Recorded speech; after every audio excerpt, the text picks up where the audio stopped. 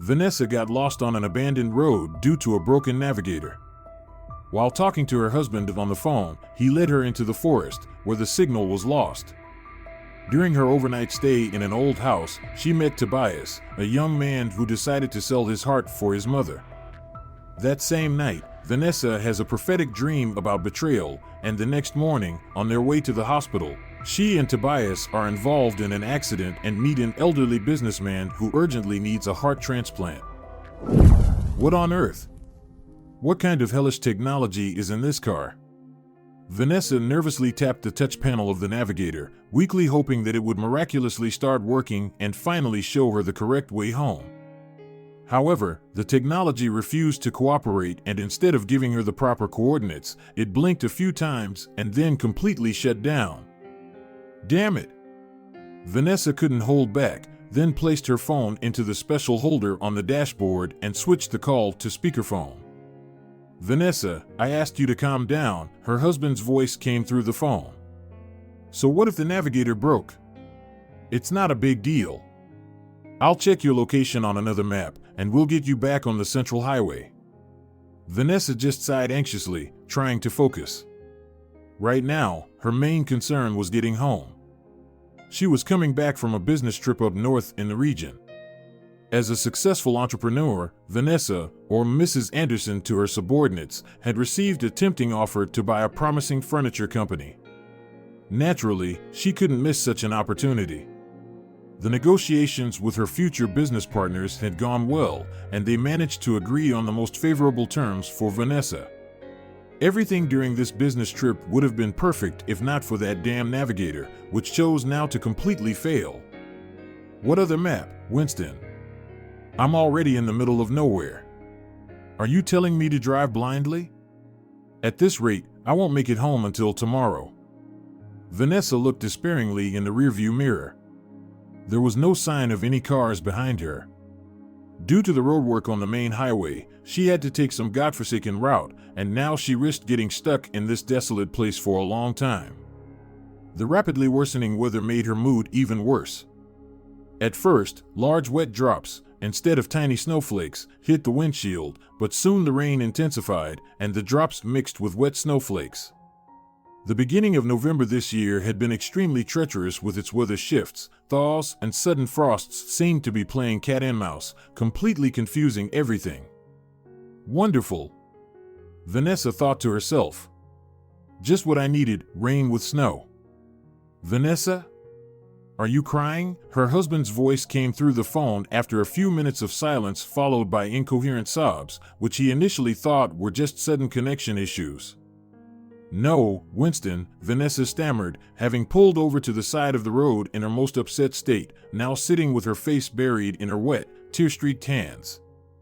I never cry. You know that. And Vanessa wasn't lying, well, almost. At 38, the woman had mastered the art of projecting an image of a steel lady to all her employees and business partners. She even managed to maintain this front with her family. However, this didn't mean she didn't feel any emotions at all. On the contrary, she could often become so moved that she barely held back tears. But, as a successful businesswoman, she always had to keep a composed appearance, so if she cried, it was done in secret, hidden away. She was, in some ways, proud of this ability to conceal her feelings until the very end.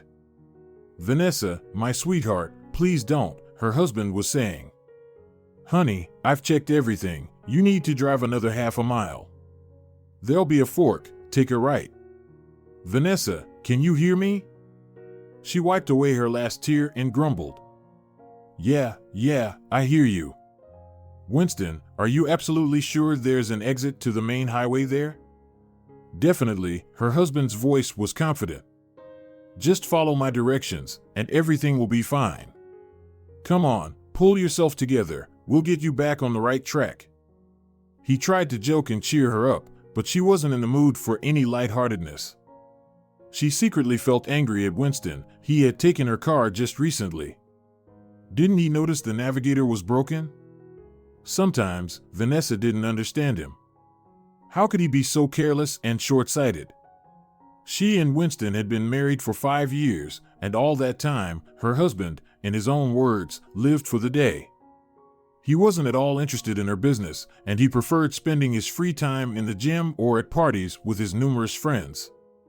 Officially, Winston held the position of driver to the CEO in Vanessa's company, and for a young man, that was enough.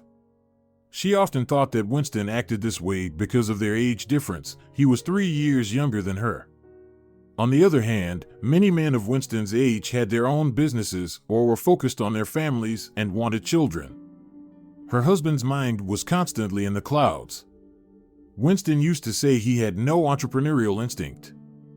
And when it came to children, she sighed quietly, remembering that when she was younger, just 2 years ago, she really wanted a child, at least one, but Winston had been completely against it. What children, Vanessa? We're still young, we'll have time. Let me breathe in some fresh air first, then comes the diapers, sleepless nights, colic, and baby cries. No, I'm not ready for all that yet. And besides, what about you? You've just reached the next level with your business. Are you really going to drop everything for a bunch of snotty tissues? Vanessa had been really upset back then, but had eventually given in. Now she regretted it, realizing how much she missed having a familiar soul in the walls of their huge, but so empty house. All right, enough. Vanessa forced herself to push away the unpleasant memories and tightened her grip on the wheel of her light-colored car. Time to get out of here. Only now did she realize that Winston had called her name several times, but she hadn't responded. I'm here, it's fine, she finally replied, focusing on the road. No matter what, she still loved her husband, and as for his flaws, well, everyone has them. Thank God, I thought you fell asleep at the wheel, he said, sounding worried. You know, Vanessa, it's so dangerous to stay on the road alone for too long, who knows who could show up. Well, thanks, Winston, that really calms me down, the wife replied sarcastically and once again steered her car onto the wet, snow-covered highway. But look, this road is clearly shown on the map. You turned right at that fork, Vanessa? She was starting to lose her patience. After half an hour of aimlessly wandering on unfamiliar roads, she finally found something resembling the fork her husband had mentioned. However, in the direction Winston had pointed out, there was nothing but an endless forest. There's nowhere to turn here, she answered, her voice tinged with frustration. All I see are pines mixed with scraggly birches, and that's it. The last positive feelings from the successful deal evaporated like smoke. This day had definitely not gone according to plan. Not only was Vanessa now hopelessly lost in the woods, but her husband also couldn't help her find the right route. A huge sense of resentment toward him was brewing inside her. Can you, I don't know, send me a screenshot of that map? Vanessa finally asked. I have no idea where I am now or how to get out of here. She drove a little further and realized that there was nothing left to do but turn around and go back to the only passable road that had been behind her at that unfortunate fork. Screenshots? It seemed her husband was a little surprised by her request, but he quickly recovered. Oh, I'm looking at the map on my laptop. You know I'm not great with all these computer things. Vanessa silently cursed under her breath. All right, how about taking a picture of the map from the screen and sending it to me? Can you do that? She felt her desperation slowly overtaking her. Winston muttered something in response, but she couldn't quite hear him. Suddenly, a series of powerful static noises interrupted the call, followed by a few short beeps, and then complete silence. Winston? Hello, Winston, can you hear me? Vanessa looked fearfully at the darkened screen of her phone. How could this happen? She remembered fully charging it before the return trip. She rebooted her smartphone just to find out that the battery was fine, but there was no signal in the area. I can't believe this, Vanessa whispered. No signal. Oh my God, it's not picking anything up. Meanwhile, it was growing darker around the car. Rain mixed with snow was already battering the roof and windows.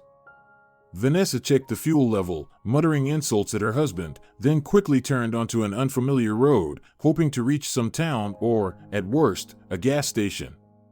With each passing minute, she felt the car becoming harder to control as a thin layer of ice began forming on the asphalt. "Well, what a husband, what can I say?" Vanessa whispered under her breath as, finally, the lights of a small village appeared ahead. She thanked the heavens that she had at least a bit of luck today. She stopped at the farthest house, which stood right on the riverbank. It was a rather dilapidated shack, more resembling a gamekeeper's hut than a regular village house. Still, there were only 4 other houses like it in the entire area, and Vanessa deduced she had stumbled into some remote settlement. Deciding she had no other choice, Vanessa quietly climbed the porch and was just about to touch the door when she heard loud voices behind it. Instinctively, she pulled her hand back without knocking. Judging by the tone, it sounded like an elderly woman and her adult son were arguing inside. "Son, darling, what are you thinking? This is something you shouldn't even think about," the elderly woman lamented, her voice clearly trembling with tears. "Mom, please, stop." The young man's tone was filled with grim determination, but also hopelessness.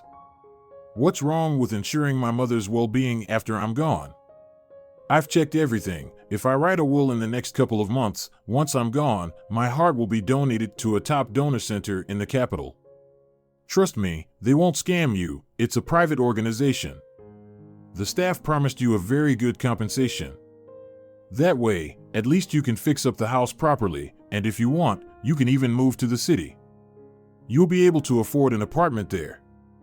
Vanessa heard a series of painful sighs from behind the door. "Son, how could you? Where have you ever heard of someone selling their heart? It's not a chair or a cupboard. It's your heart, Tobias. That's why the payout will be appropriate," the son stubbornly continued. "Look at me, Mom. How much time do I have left? 6 months, maybe a year. And then what? You'll be all alone in this wilderness. I won't be around anymore. I don't want you to end up like the old folks around here." "Tobias, what are you saying?" the mother cried loudly. "Why are you burying yourself before your time? The doctors at the hospital said you could still recover. There's hope." "Hope?" Tobias said in a flat, colorless voice. Vanessa felt a shiver run through her. From his voice, it was clear that hope had long since lost its meaning for him. "You know, Mom, I've come to terms with it. Ever since the diagnosis, this illness has gone wild. There's not a day that goes by when I don't feel it," Tobias said sadly. "If I could get treatment for free, I'd try to fight it, but as it is." "But the doctor said there's a quota," his mother argued. "How can you think they won't get to you? Anything can happen. Maybe you'll be on the waiting list tomorrow." There was a short pause, followed by a deep, sorrowful sigh from Tobias. "To get the surgery, I need medication for my spine, and it's really expensive." "No, Mom, I can't even afford a small part of the cost. Without the medicine, as you can see, the disease only gets worse. Selling my heart will be my final gift to you. Believe me, it'll be for the best." "Son," the inconsolable mother cried out. Vanessa felt completely awkward, as if she had been peeking into someone else's life through a keyhole. After waiting a little while, until Tobias had comforted his mother and the sobbing had quieted down, Vanessa, summoning her courage, softly knocked on the door. A few minutes later, a pleasant woman in her 60s appeared at the door. Tiffany Barlow, the owner of the house, greeted Vanessa warmly. The last thing Vanessa expected was for the elderly woman to show such understanding of her situation. "Oh, dear. How did you end up in our neck of the woods?" the woman lamented after they had introduced themselves. At the same time, Tiffany invited her to come inside. Vanessa had only taken a few steps when she noticed a wheelchair behind her. In it, a man was sitting, watching her with curiosity. Vanessa figured he was about her age, but looked much older due to the illness that had taken a toll on him. Tobias, undoubtedly Tiffany's son, looked pale and emaciated, though he still retained some of his former attractiveness. For example, Vanessa noticed that he had thick, beautiful hair, and his pale face was marked by an elegant nose and large dark green eyes. Definitely, if not for Tobias's diagnosis, he could have been called a handsome man. Vanessa blushed, realizing she was staring at her hostess's son. It made her feel awkward again. "Good evening," Tobias greeted her. "Don't worry, the signal's always poor here. Last month, technicians from the cell company came to check the tower, but they said the equipment was really old, and since there aren't many people living here, they saw no point in updating it." "Thank you," Vanessa nodded in response and, feeling even more embarrassed, followed Tiffany into the kitchen, where she had already put a kettle on the stove and was setting the table for a modest dinner. "Oh, no, really. You don't need to." Vanessa tried to refuse. "I'm sure my husband has already started looking for me. I hope he can find your village." "How long do you think he's going to search?" Tiffany retorted. "And it's getting late. We won't let you go anywhere tonight. There's forest all around. The place is quiet, but not exactly safe. Stay with us until morning. By then, the rain will likely stop, and you'll be able to drive safely on the road. Right, Tobias?" Tiffany looked at her son for confirmation. He nodded in agreement as he rolled into the kitchen in his wheelchair. "Mom's right. Stay here for the night. Even if your husband figures out where you are on the map, he won't get here before morning. The gas station isn't close either. I'm afraid you'll end up stranded somewhere in the woods. Take care of yourself and your fuel. It might come in handy later." Tobias smiled, making it clear that he had no objections to her staying. "Come on, Vanessa, sit at the table." Tiffany bustled around her. "The potatoes are just warmed up, still some left from lunch, with butter and dill, just perfect after being out in the damp." Vanessa felt very strange. On one hand, she was embarrassed to be imposing on complete strangers, but on the other, the woman and her son were so kind and caring. "All right," she finally decided, "but I'll pay you for the night. It wouldn't be fair otherwise. I just dropped in on you out of nowhere, in the middle of the night." "Oh, don't even think about it," Tobias shook his head. "We don't need any money. I know you might think that because I'm disabled, I need special treatment, but that's unnecessary. Maybe I can't walk like I used to, but I don't want any pity. Please, forgive me." Besides, Tobias raised his eyebrows expressively, "we're all human. You never know when anyone can end up in a tough situation. It's all good, believe me." Vanessa bit her lip. "Sorry, I didn't mean it like that. I apologize if I offended you." Tobias interrupted her with a gesture, signaling that it was fine, and invited her to sit at the table. His mother remained silent the entire time, only watching him attentively, unable to reconcile herself with the fact that Tobias might soon leave her. After dinner, Tiffany made up a small bed for Vanessa in a room where she kept her sewing machines. Vanessa admired the two antique devices. One was a rare German model, as Tiffany had told her. Both sewing machines were perfectly preserved. "I used to be a famous seamstress," the hostess said, "until my eyesight got bad and my hands started to ache. People even came from the city to see me if they knew about custom tailoring. But that was 20 years ago." Tiffany Barlow gently stroked the German sewing machine with her wrinkled fingers. Vanessa noticed how swollen the joints were. "Tobias takes after me in this," a warm, maternal love shone in the elderly woman's teary eyes. "He's just as handy and has a good eye for beauty, only this terrible illness is draining him. I still blame myself, asking what I did wrong that my son has to suffer." "Please, calm down," Vanessa gently patted Tiffany on the shoulder. "You have nothing to blame yourself for. Illness doesn't come because of something you did, it happens because the body has some failure. I'm sure Tobias will pull through." Vanessa didn't really have any illusions about Tiffany's son's condition, but she just wanted to comfort her. The woman thanked her in response, then wished her a good night and left Vanessa alone. Vanessa lay down to sleep with a heavy heart, very worried about her husband. He must have already lost her.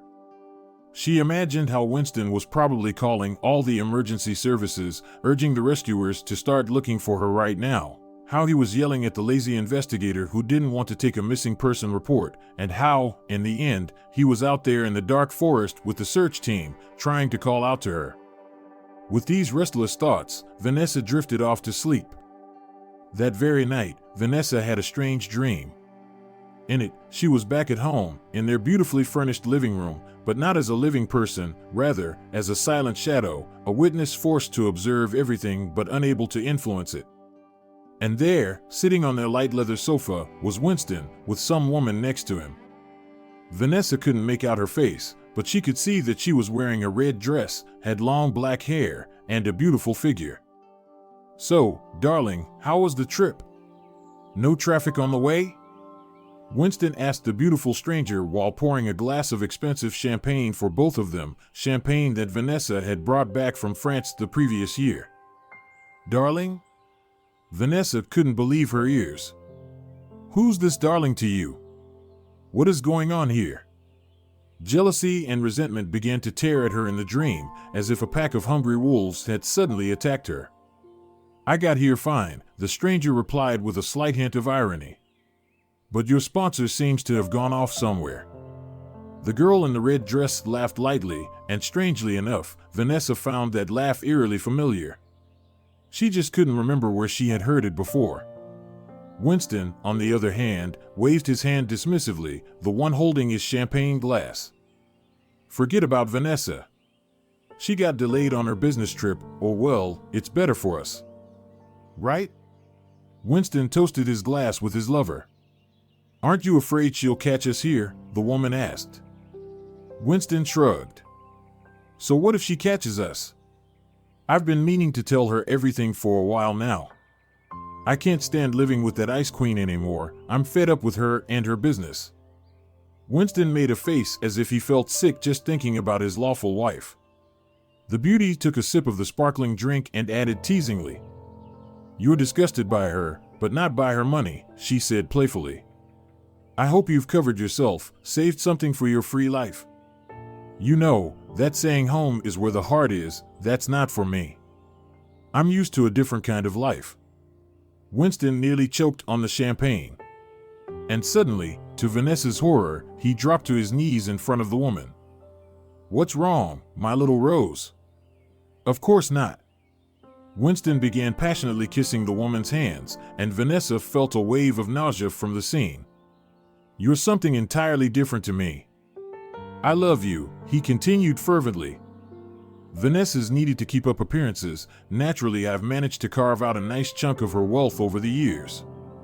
And we'll see who gets the majority of the company after the divorce." Divorce? Vanessa felt like she had been dumped into a steaming cauldron. Resentment and disappointment overwhelmed her. But the worst was yet to come. In the dream, she saw Winston slowly take a small velvet box from his pocket, the kind in which engagement rings are usually presented. Her heart sank into an abyss as Winston flicked open the clasp. "Here, my Rose," he said, breathlessly, "I want us to always be together. Do you hear me? Will you marry me?" The tiny lights around the ring illuminated the beautiful jewelry, a gold ring with a large, slightly pink diamond. You couldn't just buy this at an ordinary jewelry store. Vanessa realized the ring had been custom-made in advance. Realizing that her husband had betrayed her in the most shameful way in the dream, Vanessa screamed loudly and broke down in sobs. She didn't hear the lover's response because, in the next second, she felt someone shaking her shoulders hard. "Vanessa! Vanessa! Wake up! What's going on? Vanessa!" She managed to open her eyes and saw Tiffany's frightened face hovering above her. The woman was standing in front of her in a nightgown, her gray hair tied in a tight braid. "Thank God! You're awake." Tiffany exhaled in relief. "What? I was sleeping? So it was just a dream?" Vanessa could barely breathe, still feeling the vivid emotions from the dream. Tiffany shook her head, leaning against the dresser. "You were moaning so much in your sleep that I honestly thought something was wrong with your heart." "That's exactly it," Vanessa said slowly, calming down and trying to catch her breath. "My husband broke my heart in my dream. The businesswoman looked around the room, slowly coming to her senses and realizing that she was fine, that it was only a nightmare. However, Tiffany looked at her with unexpected sympathy. "I heard you whispering your husband's name in your sleep. Winston, right? And about the woman in red. I heard you say that he replaced you with her." "I'm sorry," Vanessa murmured in response. "I'm so ashamed." But Tiffany just shook her head. "Don't apologize. On the contrary, I should have warned you. This house isn't exactly ordinary." Vanessa looked at the woman with caution. "What do you mean?" Vanessa asked. The elderly hostess sighed deeply and then finally answered. "My family and I moved into this house after the previous owner passed away. The locals say a very powerful fortune teller used to live here before us. She saw many things and helped many of the locals. But every gift comes with a price. And she had to pay it." The woman's eyes filled with sadness. Vanessa quietly asked, "Did she die?" Tiffany nodded, in a terrible way. "I won't go into details, but I'll just say someone from the city came here and took her life. But since then, something of hers has remained in this house. Anyone who dreams here can be sure there's something special hidden in that vision." It was hard for Vanessa to accept what she had just heard. "So you're saying my dream, will it come true?" The woman looked at her but answered vaguely. "Maybe, or maybe it's a sign for you to be more careful with your husband. Perhaps he's planning something bad against you." Tiffany turned her gaze to the window. It was still dark outside. "Tell you what, let me bring you some chamomile tea, since I'm already up. You'll calm down a bit and try to get some more sleep." "Yeah, I doubt I'll be able to sleep now," Vanessa replied with a sad smile. "Come on, don't be like that," Tiffany encouraged her. "You know, even if there's some prophecy in that dream, think of it this way, you already have an advantage over your Winston." Tiffany didn't say anything more, and Vanessa was left wondering whether her dream was prophetic. She didn't want to believe her husband could betray her. After all, who knows what her stressed and cold mind might have conjured up. The rest of the night, she fought off the bad thoughts about her husband and his supposed lover. But something in her heart told her that the dream wasn't just a coincidence. The next morning, Vanessa went out onto the porch first thing. Fortunately, the weather had cleared up, the sun was shining brightly, and according to the forecast she had heard on the old radio in the kitchen, there wouldn't be much precipitation that day. She began to get ready, making sure to thank her hosts for their hospitality. "Vanessa, can I ask you for a favor?" Tiffany asked, blushing, just as Vanessa was throwing her bag with her belongings into the trunk. "Of course, anything," the entrepreneur responded with a smile. The hostess turned around and pointed to her son. "Could you give him a ride to the hospital? He'll show you the way better than any map or navigator. Tobias has had a photographic memory since childhood." When Tiffany Barlow spoke about her son, there was an undeniable pride in her voice. Vanessa gladly agreed to help, especially since the signal in that area was still spotty, and Tobias was right, there wasn't much gas left, and there was no time to waste driving around. Soon, after loading Tobias's foldable wheelchair into the trunk, a mobile one that he always kept just for such situations, they were driving along the highway into the city. Tobias quickly helped them get onto the correct highway, for which Vanessa was very grateful. "You probably think I've always been like this?" the passenger asked unexpectedly. She pretended not to understand what he meant, as she hadn't told his mother about the conversation she overheard. "You think I've always been hanging around my mom's neck," he continued. Vanessa genuinely disagreed. "Why would you say something like that about yourself? I'm sure you're a good person, considering you agreed to take in a stranger in the middle of the night. Not everyone would do that, especially in a place like yours.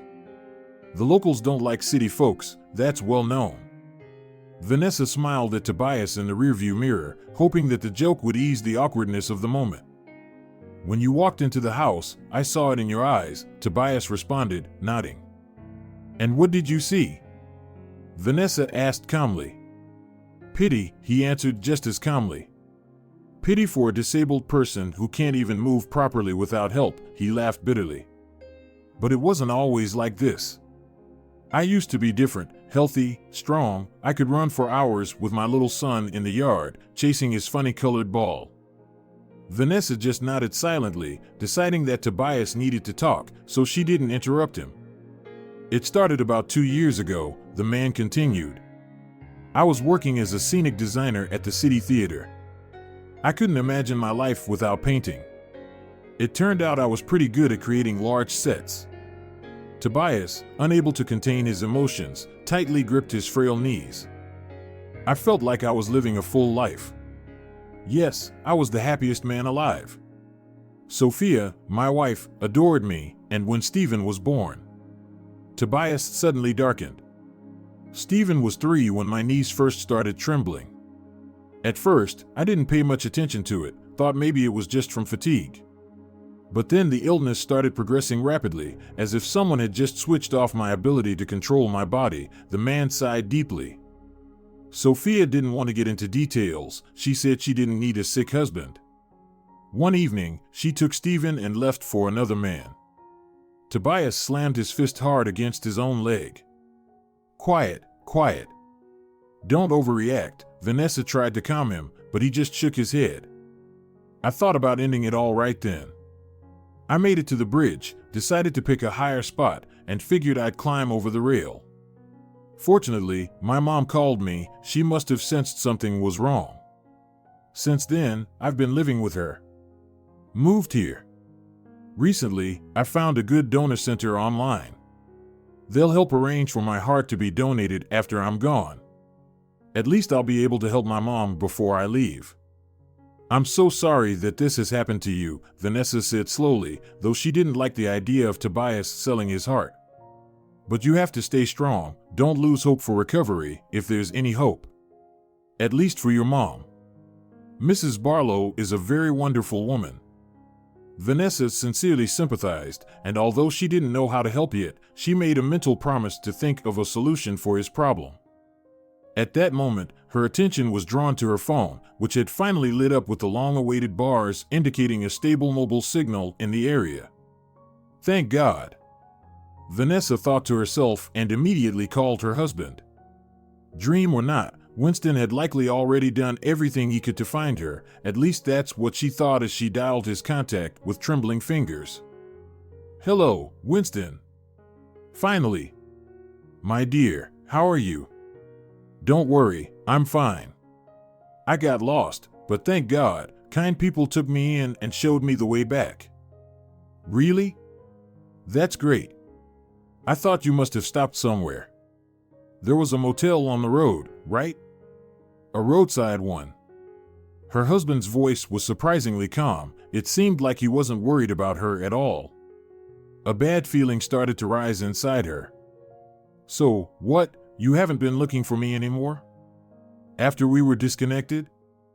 Vanessa's voice held a faint hope that he would explain himself, tell her how worried he had been for her, but nothing of the sort happened.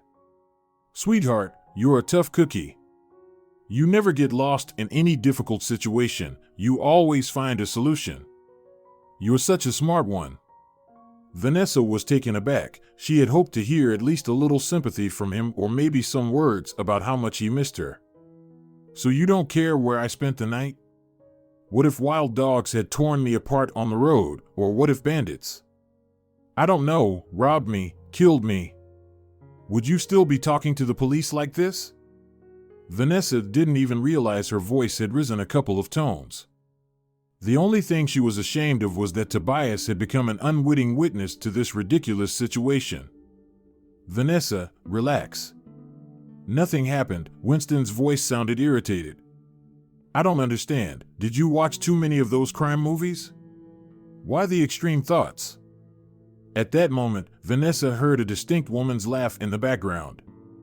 Winston, I don't understand. What was that just now? She asked coldly.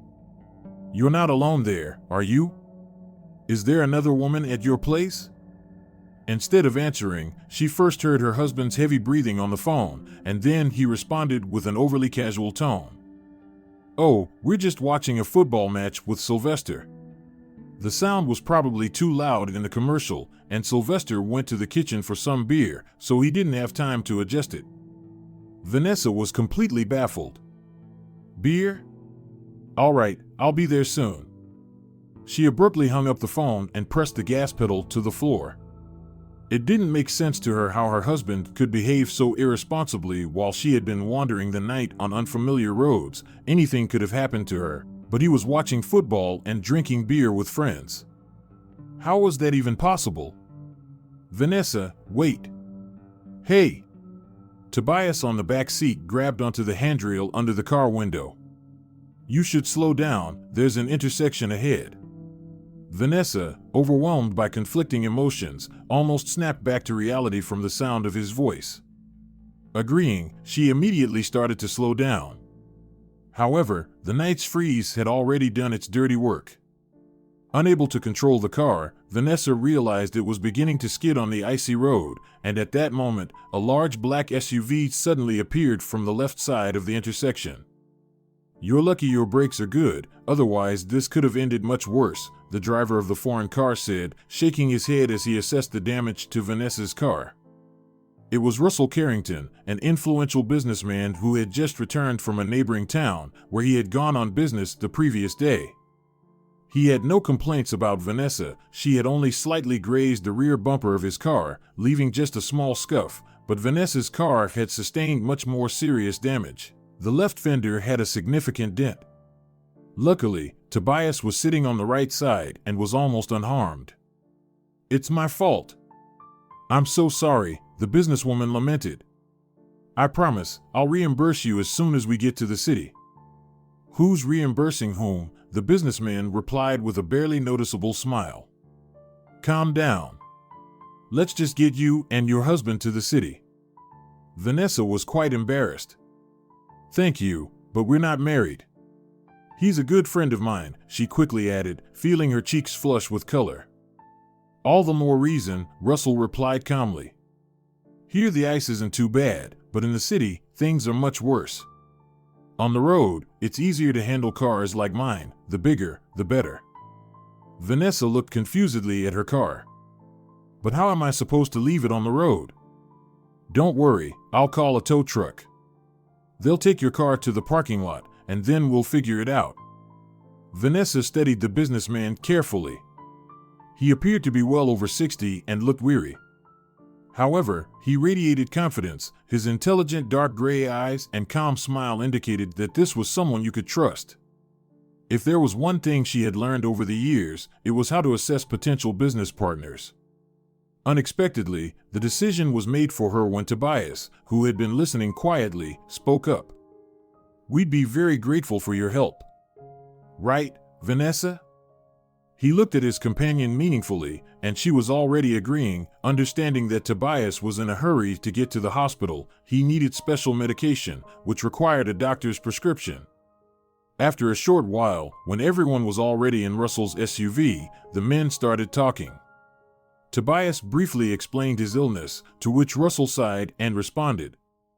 Oh, Tobias, I understand you well. I might not have long left either. What's going on? Vanessa asked, concerned. My heart's giving out, and quickly, the businessman answered with a sad smile. The doctor said I've got maybe 6 months to a year left, unless I get a transplant. But I'm scared, I'm afraid to try it. It's dangerous. The elderly man shook his head, while Tobias, on the other hand, leaned forward with interest toward the driver. Listen, Mr. Carrington, how about I give you my heart when I die? The businessman almost lost grip of the steering wheel from surprise. What do you mean? He asked, stunned, glancing from Tobias to Vanessa and back. Are you trying to joke with me? No jokes here, Tobias quickly reassured him, explaining his intention to donate his heart to a private donor center after his death. If you want, we can sign the necessary documents today, he assured Russell. Believe me, I'd be happy to pass away knowing that my heart could still save someone's life. Why not yours? Mr. Carrington became thoughtful, gripping the steering wheel tightly. On one hand, he desperately wanted to live. There were so many things left to do, so many ambitions. Despite his advanced age, the businessman had always been very energetic, and the news of his heart condition had shocked him so deeply that he spent an entire month in a severe depression, from which only work and loyal friends helped him recover. But on the other hand, he couldn't imagine sitting face to face with his potential donor like this. It meant he'd have to wait for Tobias to die before he could get a new heart. It all seemed odd, like he was a vulture waiting for the death of its weakened prey lying under the scorching desert sun. "Thank you, Tobias, for the offer," Russell finally responded. "I'll definitely think about it. But for now, let's get you to the clinic and the lovely Vanessa home to her beloved husband." Tobias and Vanessa had no choice but to thank the businessman for his kindness. Upon entering the hallway, Vanessa was unpleasantly surprised. The house was in complete disarray. Things were scattered all over the living room, and there were greasy stains on the luxurious leather sofa from wine and something oily that smelled like fried potatoes. "Winston, are you home?" she called loudly. But the only response was silence. "Winston," she shouted again, as loudly as she could, but there was no reply. This wasn't the first time Vanessa had encountered Winston throwing wild parties in her absence, inviting his gym friends. But in the past, he at least had the decency to clean up a bit or call a cleaning service right away. Vanessa had even come across his staff a few times, carrying out bags of beer bottles and other trash after his gatherings. She tolerated it because she and Winston had agreed never to betray each other, to always trust one another, but this... "It looks like, darling, you've completely lost your mind with all this freedom," Vanessa muttered through gritted teeth as she made her way upstairs to the bedroom. She planned to take a shower and rest from the trip. However, she didn't even make it to the bathroom. She had to freeze in place, stunned into silence. On the bedside table next to her bottle of French perfume lay an object that was painfully familiar. Vanessa was certain she hadn't left anything there. She always kept everything impeccably organized, whether it was documents on her desk or personal items. Her hands trembled with a fine shake as she picked up the delicate golden watch from the table. Turning it over, she paled. The back of the watch had an engraving she knew by heart: "To my truest and most beloved friend, through the years, forever." She had once given this watch to Mariana, and now she saw it in her own bedroom. "How could you, Mariana?" Vanessa whispered, tears in her eyes. "How could you?" Only at that moment did the terrible realization hit her. In the dream at Tiffany's house, she had seen and heard exactly her friend. It was just that in the dream, she couldn't figure out who it was, and upon waking up, the events of the following day had completely erased the unpleasant memories. So, Mrs. Barlow was right after all, and Winston was cheating on her with her closest friend, the one she had trusted the most? Quickly calling a taxi, Vanessa headed straight to Mariana's place. If her husband was hiding anywhere, it would definitely be with her. Usually, Winston always went to the gym around noon. Well, now Vanessa knew exactly what kind of training her dear husband had been undergoing. Arriving at the location, Vanessa began pounding on the door of the betrayer's apartment. "Mariana, open up. I know you're there with my husband. Open the door." She heard some rustling and muffled voices behind the door, and then Mariana opened it, acting as if nothing was wrong. However, Vanessa immediately noticed that she was only wearing a thin silk nightgown and expensive lingerie. "Why are you doing this to me?" Vanessa threw the memorable watch in Mariana's face. "Vanessa, what's wrong with you?" Mariana gasped, pretending to be surprised. But Vanessa rudely shoved her aside and walked into the apartment. Her heart shattered into pieces when she saw her husband, in nothing but pants, sitting on the back of a soft chair. He was holding a glass of red wine, and on his bare muscular chest lay the crimson silk tie that Vanessa had personally chosen and given him on his 32nd birthday. "Vanessa, my darling," the man looked like a mischievous cat caught in the act of eating sausages. "What are you doing here? You were supposed to be back by the evening." Throwing him an icy glare, Vanessa gathered the remnants of her pride and common sense, and in the cold, firm voice she reserved for her subordinates, she said, "Get ready for a divorce, Winston." And don't you dare set foot in my house by evening. Later, after kicking her husband out with a scandal and sitting alone in her big mansion, Vanessa first began to wonder if her adventure in the woods had not been such a coincidence. Winston could have deliberately led her into the impenetrable wilderness, hoping she wouldn't make it out and would disappear somewhere in the swamps. That cynical bastard. Vanessa cursed herself. I spent so many years blindly trusting you, and you used my money for your affairs with my own friend. Unable to hold back the feelings that were tearing her apart, the businesswoman hugged a pillow to her chest and sobbed bitterly. A month passed. Russell Carrington sat in front of the fireplace in his country house, contemplating his future. The doctors still hadn't given him any positive prognosis, and recently, the businessman had been thinking more and more about Tobias's offer. The thought of taking the young man's heart made him uneasy. He was uncomfortable with the very idea of waiting for another person's death so that he could receive a new heart, and with it, a chance to extend his own life. But Russell didn't want to die. From the information he'd received, Tobias's condition had worsened, and he had been forced to go into a clinic where he would receive round-the-clock care. Well, you really gave me a puzzle, the businessman muttered, looking up.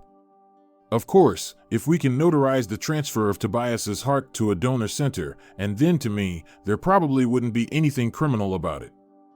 But still, Russell couldn't explain it, but something about the story with Tobias held him back. Before making a final decision, he wanted to speak with the young man's mother. But how could he find her? Then Russell remembered that before they parted on the day of the accident, he and Vanessa had exchanged phone numbers. First of all, the businessman had promised to inform the woman once her car was delivered to the parking lot and when she could pick it up. Second of all, they had decided to stay in touch as their business interests overlapped. Vanessa, good afternoon. How are you? Russell politely asked when she picked up the phone. Can I ask you to send me Tobias's mother's address? I want to talk to her and learn more about her son. Of course. Vanessa replied on the other end of the line. Mrs. Barlow helped me a lot back then. Just wait a minute, I'll send you the name of the village and the coordinates. It's a bit out of the way, not so easy to find. When he heard her mother's name, Russell felt an odd pang in his chest. Could it be another attack? The businessman wondered cautiously. However, the real reason for the discomfort was something else. The name sounded strangely familiar, and that only increased his curiosity about the whole situation. After receiving all the necessary information, Russell wasted no time and headed to the location. Fortunately, he quickly found the abandoned village. As he approached Tiffany's house, he felt his hands grow cold. His pulse quickened, and something inside told him that fate had led him here. His intuition proved right when Tiffany opened the door. The businessman was in complete shock. Tiffany, he looked at the elderly woman, struggling to recognize the features of his beloved, whom he had almost married nearly 40 years ago. His heart warmed when he saw the signs of recognition in Tiffany's face as well. Russell! Tears of joy suddenly welled up in the woman's eyes. I can't believe you found me, she whispered, hugging her former fiancé. After all these years, you haven't forgotten me.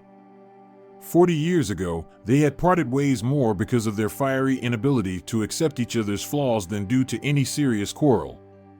Russell had always seen himself as a businessman. He was, as they say, a man of business through and through, dreaming of founding and developing his own company, one that would be talked about across the country in nothing but positive terms. Tiffany, on the other hand, had dreamed of a quiet, peaceful family life.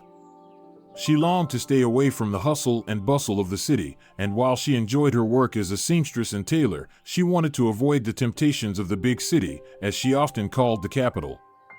These contradictions ultimately drove them apart. Russell later married another woman, but that marriage didn't bring him happiness, nor did it bring him any heirs. This was what troubled the elderly businessman the most. He so badly wanted to live longer to choose a successor from among the young and successful employees of his company. But so far, he hadn't found anyone suitable for the role. Well, what are we standing at the door for? Tiffany said, embarrassed, and invited the guest inside. Am I sure I won't be in the way? The businessman asked just in case. Who would be in the way? My cat trying to catch mice. The hostess smiled at her own joke, and dozens of fine wrinkles gathered around her eyes. Russell noted to himself that her smile hadn't changed at all. Since Tobias was in the hospital, Tiffany and her former fiancé could talk freely and reminisce over a cup of fragrant herbal tea. They cried a little, laughed a little, and then the elderly woman shared her maternal pain. And do you understand, Russell? He's completely given up, lost faith in life. He came up with this idea, you know? What idea? The man asked, looking attentively at his former fiancée, already predicting the answer. Tiffany leaned toward him and whispered. He thought about selling his heart to some rich man. He says he has so much money that it will last me for 3 more lives. As soon as she finished that sentence, the elderly woman crossed herself 3 times and burst into tears. It was difficult for Russell to calm the unfortunate mother down. And just then, something seemed to prick at him. What's Tobias's birthday date? It's March 22nd, she answered, wiping her tears. He's my spring child. Why? The guest quickly calculated the dates and then asked directly. Tiffany, please tell me the truth. When we broke up, were you pregnant with me? I know that right after we parted, you got involved with some Marcus and married him, but still, is Tobias my son? The astonishment on Tiffany's face was indescribable. The woman gasped and tried to deny it, but Russell insisted on his question. How do you not know this, Tiffany? We were together by the river exactly a month before our breakup. You're really putting me in a tough spot, Russell. Tiffany waved her hands at him. What, do you think I should remember such things? Marcus is his father. He was born healthy and on time, almost everything was normal, just like people have it, after the wedding. Russell understood he wouldn't get the truth from his former fiancée, so he quickly pretended to believe her and calmed down, not wanting to continue the conversation. They parted very warmly, and the businessman hurried back to the city. Now, he had a goal far more important than just receiving a heart. Now, perhaps, he would finally find his biological son. Upon learning where Tobias was being treated, Russell immediately went to visit him. The businessman was lucky enough to catch the young man in the park. He had just come out to get some fresh air in his wheelchair. A nurse was on duty nearby, ready to help if needed. A DNA test, you say? Tobias asked, surprised, when Russell greeted him and explained the purpose of his visit. Yes. We need to determine our compatibility, Russell replied calmly. Imagine if your heart doesn't match mine? It would be so disappointing. The businessman tried to joke, but his heart was uneasy. The elderly man was deeply worried that his possible son was on the brink of death. Before coming, he had made some inquiries and learned that there was an expensive and very complicated spine surgery that could help Tobias. But even then, as the doctors had said, the chances of recovery were 50-50. All right, if that's what's needed, Tobias shrugged. Just let me know afterward if my heart matches. No hard feelings, but I need to be sure. What are you talking about? No hard feelings? Russell patted him on the shoulder, then made arrangements with the hospital staff, and both men had samples taken for the analysis. That evening, Russell called Vanessa to share the news about Tobias. So you suspect that he's your biological son? Wow, the woman replied, genuinely surprised. Of course, in her heart, she was happy for the businessman. But this happiness was clouded by her own problems with her husband. What's going on with your Winston? Russell asked, and when he learned about the impending divorce, he immediately provided her with the contacts of his best lawyers. But Winston wasn't so easy. He had hired his own sharp lawyers with the money he had stolen during his marriage to Vanessa. Nothing good. She waved her hand and then pressed her palm to her hot forehead. The trial will be in a week. Winston decided he deserves half of my business and also half of the property. You see, he helped me accumulate it all with his hard work. Well, at least his lawyers will insist on that. What a scoundrel! Russell exclaimed in frustration, then gave her some useful advice on how to behave in court. They talked a little more about business matters, and then Russell began searching online for any available information on how he could help Tobias if the DNA test matched. A few days later, Russell received the long-awaited envelope with the test results. His heart skipped with joy when he learned that Tobias was indeed his biological son. Holding back tears, the businessman immediately went to his hospital room. "So, how is it?" Tobias asked with hope in his voice. "Did we pass the test? Will my heart work for you?" The elderly man noticed the dark circles under Tobias's eyes, caused by the strong medications and the stress of the potential incompatibility. In recent days, Tobias had thought of only one thing: how to quickly and properly finalize all the paperwork so his mother would never want for anything and could move from her remote village to a much more civilized one. "Yes, son," Russell said slowly, swallowing his tears, "we are 100% compatible. I don't need your heart." "What do you mean you don't need it?" Tobias sat up in his bed, unable to even move to his wheelchair that day due to feeling unwell. "You won't have to die," the businessman continued. "I will do everything so you can live. But for that, please, Tobias, agree to the surgery. I will pay for everything, arrange everything.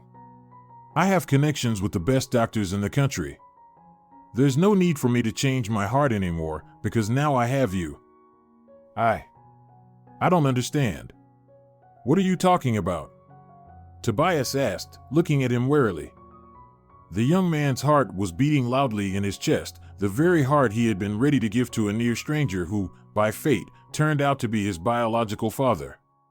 Russell carefully sat on a chair next to the bed and, looking seriously into his eyes, said, "I need to tell you something." Vanessa was sitting in the park near the courthouse, completely drained. She had lost half of her fortune and business to that monstrous scoundrel who had pretended to be her caring husband for 5 years. Now, Vanessa was certain that the course of her life would go off track under Winston and Mariana's guidance. The latter, by the way, now officially wore an engagement ring on her ring finger, the same one that Vanessa had seen in her prophetic dream. "So, how does it feel?" Winston asked in a brazen tone as he passed by his now ex-wife. "Do you like being brought down to earth? Now, the steel Vanessa will find out what it's like not to be first." "You got what you wanted," Vanessa said in a flat voice, not looking at her ex-husband, but continuing to watch her own shadow on the asphalt. "Now get out and never show up in my life again." Winston deliberately bent in a way that Vanessa could see his smug smile. "Don't you dare give me orders anymore. Do you hear me? Bitch. Soon, nothing will be left of your company. And trust me on this one, I'll live such a sweet life on your money that you can't even imagine." Humiliated and powerless, Vanessa jumped off the bench and ran away from this awful man. She barely managed to reach her car before the tears began flowing down her cheeks, long and bitter. She was practically bankrupt now, and what little was left wouldn't even cover the basics for the immediate future. Everything was seized. Vanessa didn't know what to do or how to live anymore. Meanwhile, on the other side of the country, Tobias underwent a complex operation, which finally gave him a chance at recovery. To the joy of both his mother and father, he was recovering quickly, his body still had plenty of reserves, and all his doctors agreed that there was noticeable positive progress in his condition. Unfortunately, the same couldn't be said for Tobias's father. The businessman's condition worsened sharply due to the emotional stress. His heart was failing faster every day, and the elderly man was very worried that he wouldn't be able to say goodbye to his son before he passed. Just a month after the operation, Russell had to admit himself to a private clinic. Feeling that his time was running out, he called Vanessa and asked her to come see him. "Understand, Vanessa, you and Tobias must be together," he said, holding the hand of the former businesswoman. "Only with you will my son be happy. I've seen the way he looks at you and the way you look at him. You two are meant to be together." "Mr. Carrington, what are you saying?" Vanessa whispered, nearly in tears, looking at the dying businessman with a full gaze of sympathy. Love isn't some button that you just press to turn it on. And I don't think Tobias has any feelings for me. We barely knew each other. And what can I give him now? I don't even have the money. I don't even have a place to live. Winston took everything. Now I'm just working as a secretary in a neighboring town to avoid running into my ex-husband and his new wife. No, Vanessa, Tobias loves you. I know it for sure. Russell insisted. Please, don't worry about the money. I will write a will for you and my son. I'll leave everything to you. Even to Tiffany, for not participating in my son's life, though not by her own choice. Vanessa shook her head energetically. Mr. Carrington, what are you talking about? What will? You have so much life left to live. Just wait for a donor, and with your connections, finding a new heart should be as easy as buying fruits. The dying businessman gently touched Vanessa's face. I've lived enough, dear. Now it's your time. Don't be upset, all right? Vanessa pressed her wet cheek to the elderly man's hand. Amazingly, in such a short time, he had become like a second father to her. It was very hard for her to say goodbye to Russell that day, but she had no right to argue with his decision to live out the rest of his life the way he wanted. The only thing she hoped for was that Tobias would be able to say goodbye to his dying father. A few weeks later, Russell passed away. The funeral was peaceful and quiet. Dozens of his friends and business partners came to say their goodbyes to the departed. The cemetery that day seemed to be covered by a mourning dome of black umbrellas. It was raining, and Vanessa was sure that the soul of the deceased had definitely gone to heaven, otherwise, nature wouldn't have mourned him so deeply. She stood next to Tobias, who could now move on his own after the operation. The only reminder of the terrible illness was his long mahogany cane, which he lightly leaned on while walking. Tobias wore an expensive, custom-tailored black suit. His body had grown much stronger, and his will to live was firmer. The man confidently held the former businesswoman, who, after the lawyers had transferred all of her father's affairs to Tobias, had become his personal business consultant. Dad, I swear, I won't disgrace you in front of your partners. The business you built will continue to develop, and I'll do everything so you can be proud of me. Tobias looked shyly at Vanessa standing next to him. Vanessa and I, will make sure that people talk about your company for many years to come, and that ordinary people remember you as its founder with nothing but gratitude. Vanessa pressed a small blue checkered handkerchief to her eyes. She still couldn't believe that Russell Carrington had permanently left their lives. But she also knew that she would help Tobias ensure the company's success, as in him, she had found not only a reliable friend, but also a truly loving man, for whom deep, sincere feelings were as natural as his ability to help and always speak the truth, no matter how bitter it might be. 6 months after the funeral, Tobias and Vanessa had a modest but elegant wedding, inviting all of Tobias's father's friends, as well as Vanessa's parents and, of course, Tiffany. By that time, the young couple, along with Tobias's mother, had moved into a new large house where Vanessa felt certain there would be warmth and mutual understanding. And that's exactly how it turned out. Tobias and Vanessa lived in perfect harmony, running the late Russell's business together.